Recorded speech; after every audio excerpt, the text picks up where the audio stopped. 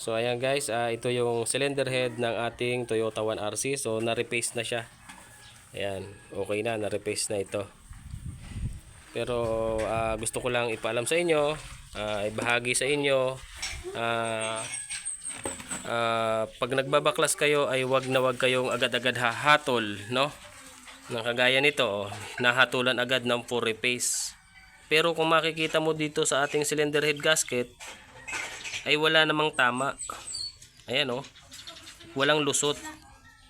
Walang naging lusot ng tubig. So ibig sabihin, walang naging singaw yung ating cylinder head gasket. Kapag ganito ang ating cylinder head gasket, ayan, kabilaan yan. Ayan, kung makikita nyo. Ayan. Wala siyang naging tama. Ibig sabihin, kapag ganyan ang cylinder head gasket natin, maganda naman, walang lusot, ay no need na i-replace. So hindi ho kinakailangang i-replace. Ayun lang. So yun ang naging pagkakamali dito, nahatulan agad ng mekaniko na i-replace. So nangyari, kaya siya na-replace, kinuha ko sa machine shop, ay naisalang na siya. At nagkaroon na siya ng hukay, na napadaanan na siya ng flying cutter. So kaya ang nangyari, nilipat ko sa ibang machine shop. Ang balak ko sana ay ipagagawa natin yung valve ring lang, kasi valve ring lang ang nagkatama ito. Ang problema, nahatulan agad ng replace, so na-replace na siya. Kaya ipinagpatuloy na lang yung pagre-replace. Kaya yan, paalala sa mga mekaniko, sana naman ay huwag kayong hahatol ng ganito. Makikita naman natin sa cylinder head gasket kung kinakailangang i-replace.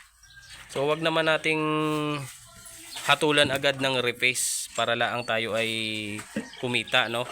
So maging patas sana tayong lumaban. Kawawa naman yung nagpapagawa.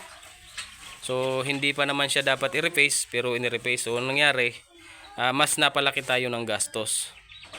Ayan makikita naman sa cylinder head gasket Dito natin makikita sa cylinder head gasket kung talaga ang kinakailangang i-replace. Ay napakaganda, talagang napakaganda pa nito.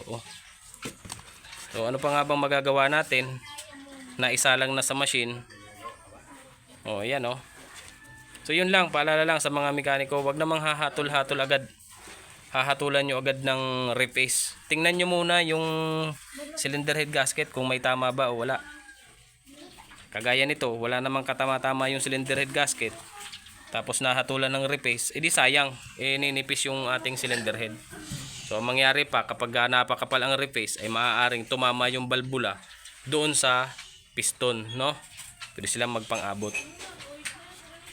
So yun lang.